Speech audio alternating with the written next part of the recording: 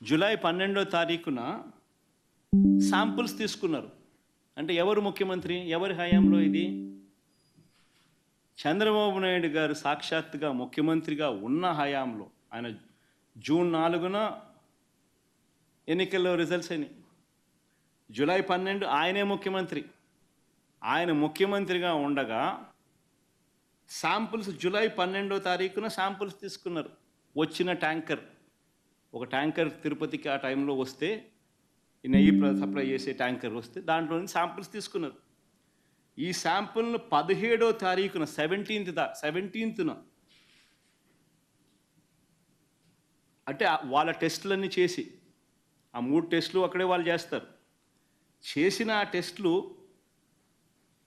సరిగ్గా రాలేదు కాబట్టి ఆ శాంపుల్స్ను 17వ తారీఖున ఎన్డీడీబీకి పంపించినారు. నేషనల్ డైరీ డెవలప్మెంట్ బోర్డుకు. వాళ్ళు 23వ తారీఖున రిపోర్ట్ ఇచ్చినారు.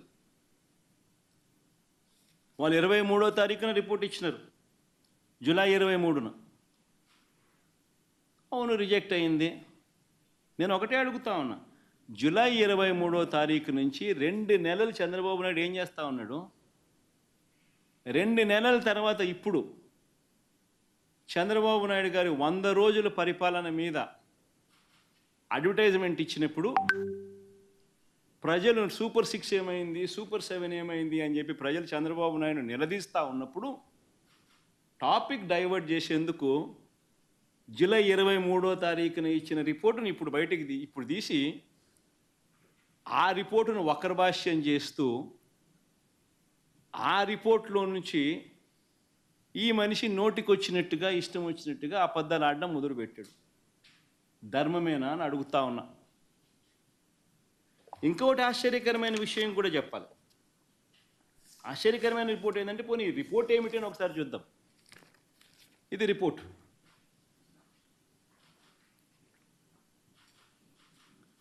ఈ రిపోర్ట్ చూస్తే ఈ రిపోర్ట్లో కూడా ఏమని కనిపిస్తూ ఉంది? ఇది S value, standard S value ఇవి ఉండాలి. అయితే స్టాండర్డ్ ఎస్ వాల్యూ ఇవి కాకుండా ఇవి ఉన్నాయి. అంటే డీవియేషన్ ఉంది, or falling out of the range. If any S value falls outside the corresponding limits, sample to contain foreign fat అని చెప్తా ఉన్నారు. However, under the circumstances listed before, a false positive result can be obtained అని కూడా చెప్తా ఉన్నారు.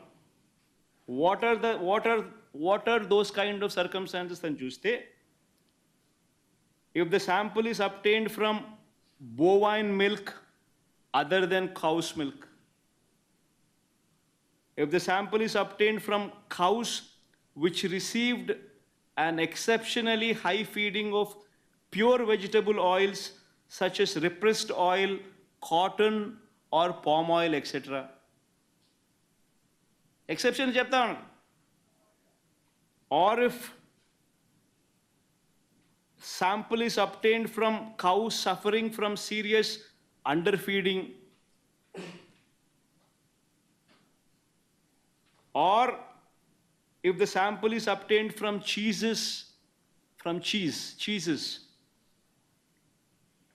or if the sample is extracted by using the Gerber, Weibull, Berntrop or Schmidt, Bonsky, Rasgal methods. అంటే ఇవి exceptions కూడా ఉంటాయి అని కూడా చెప్తా ఉన్నారు. నేను చెప్పేది ఒకటే చెప్తా ఉన్నా, ఏదైనా కానీ ఒక రోబస్ట్ ప్రక్రియ టీటీడీలో ఉంది అని చెప్పడానికి సంతోషపడాలి, గర్వపడాలి. టీటీడీ అన్న దేవాలయం అన్నది, టీటీడీలో తయారయ్యే లడ్డు అన్నది, స్వామివారికి దగ్గర తయారయ్యే ఈ కార్యక్రమం అనేది ప్రసిద్ధి కాంచిన గొప్ప పరిణామం అని చెప్పాలి. టీటీడీలో ప్రాక్టీస్ చేస్తూ ఉన్న ప్రాక్టీసెస్ ఎంత గొప్పవి అని చెప్పి ఇంకా మనం పొగుడుకోవాలి. కానీ మనమేం చేస్తూ ఉన్నాము? ఒక రోబస్ట్ ప్రక్రియ ఉంటే ప్రతి వెహికల్ను సప్లై చేసే ప్రతి వెహికల్ వాళ్ళ సర్టిఫికేట్ తీసుకొని రావడమే కాకుండా టీటీడీ ఆ ప్రతి వెహికల్లో నుంచి 3 శాంపుల్స్ తీసి ఆ శాంపుల్స్ పాస్ అవుతేనే నీకు లోపలికి పోయేదానికి పర్మిషన్ ఇస్తూ టీటీడీలో లడ్లు తయారు చేయడానికి ఉపయోగపెట్టే పరిస్థితి ఉంది అని చెప్పి తెలిసినప్పుడు, ఇంత గొప్ప ప్రాక్టీస్ ఉన్నప్పుడు, ఇంత గొప్ప పరిస్థితి ఉన్నప్పుడు క్రెడిట్ తీసుకోవాల్సింది పోయి మనం ఏం చేస్తూ ఉన్నాము? అబద్ధానికి రెక్కలు కడతా ఉన్నాం. రెక్కలు కడుతూ ఇవన్నీ శాంపుల్స్ ఇవన్నీ టెస్టుల్లో ఫెయిల్ అయినా కూడా వాడేసినారు,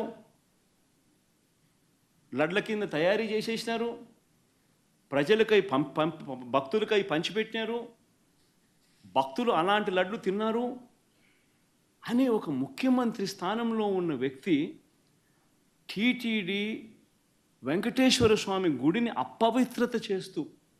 అపవిత్రత పాలు చేస్తూ అక్కడ తయారు చేసే ప్రక్రియను అభాస్పాలు చేస్తూ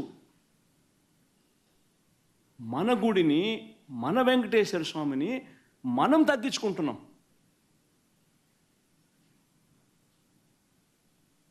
ఇంతకన్నా దారుణమైన పరిస్థితులు ఎప్పుడైనా రాష్ట్ర చరిత్రలో ఎక్కడైనా జరుగుతాయా? ప్రతి ఒక్కరు కూడా దీని గురించి ఆలోచన చేయాలని చెప్పి నేను అడుగుతా ఉన్నా. వీళ్ళు చెప్పే మరో దుష్ప్రచారం, కర్ణాటక మిల్క్ ప్రొడ్యూసర్స్ ఫెడరేషన్ KMFకు ఉద్దేశపూర్వకంగానే ఆ కంపెనీ బ్రాండ్ నందినికి నెయ్యి కాంట్రాక్ట్ ఇవ్వలేదని ఆరోపిస్తున్నారు. ఆశ్చర్యకరమైనది. టెండర్లు పిలుస్తారు, ఎవరైనా పార్టిసిపేట్ చేయొచ్చు. ఇదే చంద్రబాబు నాయుడు గారి హయాంలో 2015 నుంచి 2018 అక్టోబర్ వరకు KMFకు చెందిన బ్రాండ్ ఎందుకు లేదని అడుగుతా ఉన్నాను. లేదు KMF బ్రాండ్ 2015 నుంచి 2018 అక్టోబర్ వరకు మరి ఎందుకు లేదు?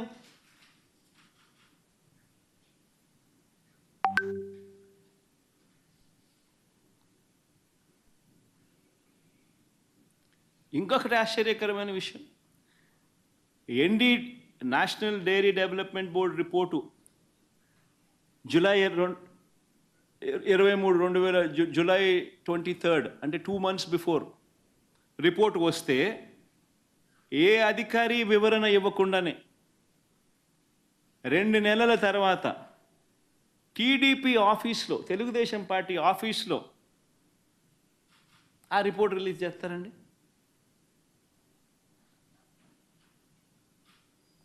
అదే 100 రోజుల ఈయన పాలన మీద అడ్వర్టైజ్మెంట్ ఇచ్చిన రోజు.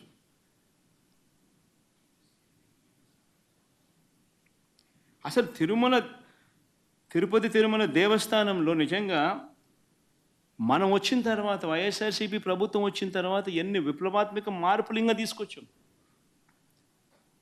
అక్కడ ఉన్న ల్యాబ్స్ని ఇంకా మనం స్ట్రెంథన్ చేసాం. CFTRI Central Food Technology Research ఇన్స్టిట్యూట్కు చెందిన వాళ్ళతో అనుసంధానమైనారు టీటీడీ వాళ్ళు. అక్కడ ఇంకా ల్యాబ్స్ను మెరుగుదిద్దినారు. అక్కడ నుంచి సీనియర్ ఉద్యోగుల్ని కూడా రిక్రూట్ కూడా పెట్టుకున్నారు. ఇంకా అక్కడ ప్రతి అడుగులోనూ కూడా టీటీడీ బోర్డు అనేది నిజంగా ఒక విశిష్టమైన బోర్డు. టీటీడీ బోర్డు అన్నది నాకు క్యాబినెట్ కూర్పు చేయడం ఈజీ, టీటీడీ బోర్డు కూర్పు చేయడం ఇంకా కష్టం. నిజంగా అంత కష్టమైన కార్యక్రమం. ఎందుకనంటే టీటీడీ బోర్డుకు రికమెండేషన్స్ ఒక్కరి దగ్గర నుంచి రావు. కేంద్ర మంత్రుల దగ్గర నుంచి చుట్టుపక్కల రాష్ట్రాల ముఖ్యమంత్రుల వరకు, చుట్టుపక్కల రాష్ట్రంలో ఉన్న ప్రతిపక్ష పార్టీలు సైతం టీటీడీ బోర్డు మెంబర్షిప్ కోసం అడుగుతారు, ఫోన్ చేస్తారు, రిక్వెస్ట్ చేస్తారు. అంత కష్టమైన కార్యక్రమం అది. అంటే వాళ్ళ రాష్ట్రాలలో విశిష్టమైన మనుషులు, అంటే కేంద్రం దృష్టిలో కూడా విశిష్టమైన మనుషులు, ఇంపార్టెంట్ పీపుల్